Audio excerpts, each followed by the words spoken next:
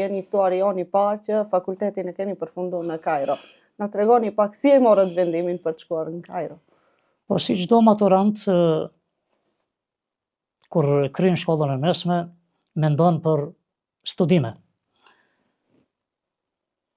Mendimi dhe dëshira ime flakt ishte që të studioj në botën arabe, e kështu atëherë bëm disa takime, shkuam në Beograd në ambasadën e Egjiptit, bëm pyetje, përkthim dokumentet e kështu me radhë, edhe ashtu ke caktim nga Allahu xhaleshanu dhe u regjistruam në Fakultetin e Gjuhës Arabe, katedra Gjuhë Letërsi të Universitetit Al Azhar, që është më i vjetri në botë, të Kairos. Kur shkuat në Kairo, a kishte edhe shqiptar tjerë që vinin bashkë me ju ose që i takuat atje?